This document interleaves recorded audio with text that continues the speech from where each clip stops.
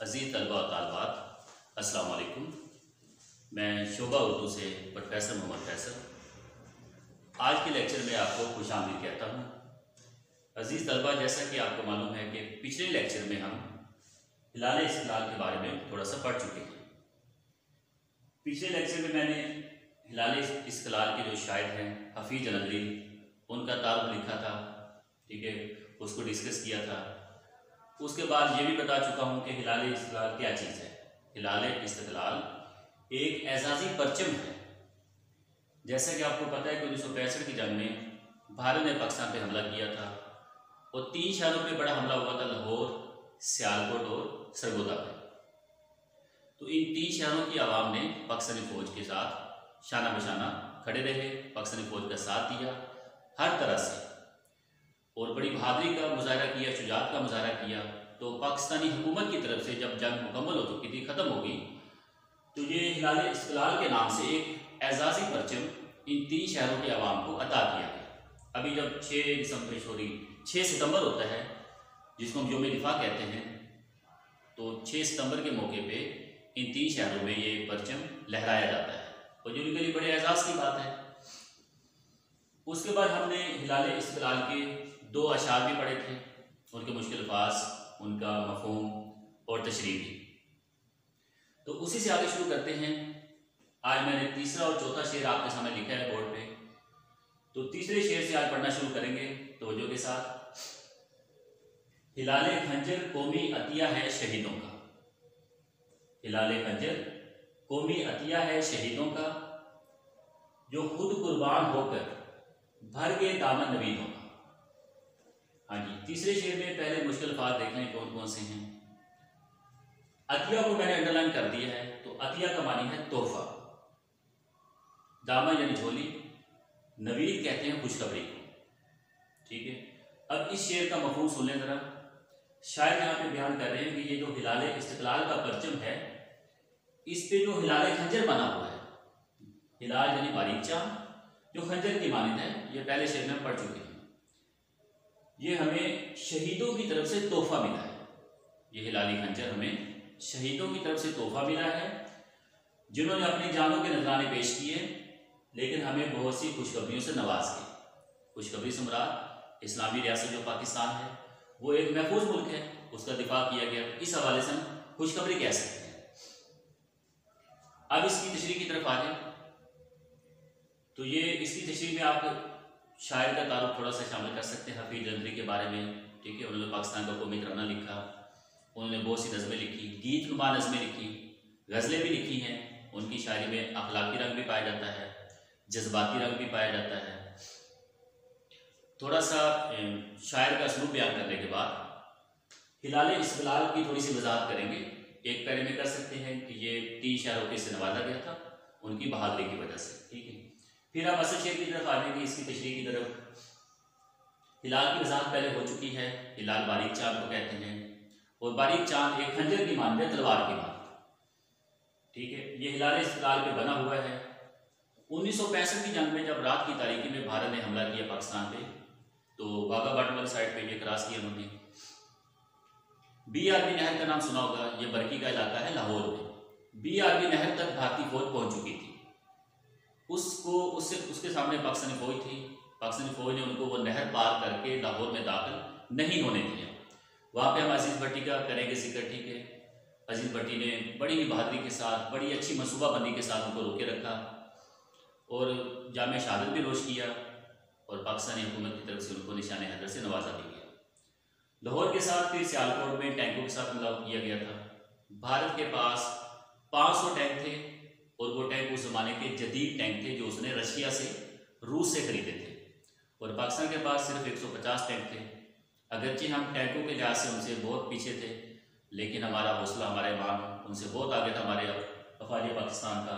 तो हमारे बहुत से फौजी जो थे, बहुत से सिपाही थे, वो अपने जिस्म पे बम बांध के टैंकों के नीचे लेट जाते थे और भारतीय फौज हैरान थी कि हमारे टैंक खुद ब खुद कैसे तबाह होते जा रहे हैं।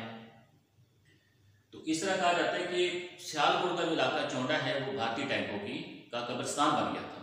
इतने टैंक हमने उनके तबाह किए। सियालकोट में भी उनको मुंह की खानी पड़ी। सरगोदा में उन्होंने फिजाई हमले किए थे, वहाँ पे हमारे बड़े ही फ़ख्र पाकिस्तान मोहम्मद महमूद आलम, जिनको मुख्तसर तौर पे MM आलम भी कहते हैं, उन्होंने एक रिकॉर्ड कायम किया था। एक झड़प में भारत के 5 जंगी तैयारे तबाह किए। तो ये वर्ल्ड रिकॉर्ड है, आलमी रिकॉर्ड है, गिनीज बुक ऑफ रिकॉर्ड में उनका नाम दर्ज है और हमें इस पर फ़ख्र है। तो बहुत से पाकिस्तानी जो सिपाही थे वो शहीद भी हुए इस जंग में। उन्होंने जामे शहादत नोश किया, जानों के नजराने पेश करके वो अपने मुल्क, हमारे पाकिस्तान मुल्क की हिफाजत के लिए अपनी जानें कुर्बान करके।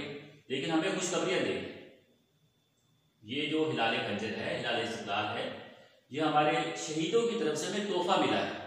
अगरचे उन्होंने अपनी जानें कुर्बान कर दी, लेकिन हमें एक खुशखबरी दे के गए हैं। वो खुशखबरी ये है कि हमारा जो मुल्क पाकिस्तान है, जो कि जिसका नज़रिया ही इस्लाम है, पाकिस्तान का मतलब क्या, ला इलाहा इल्लल्लाह, ये नज़रिया इस्लाम पे पाकिस्तान बना था।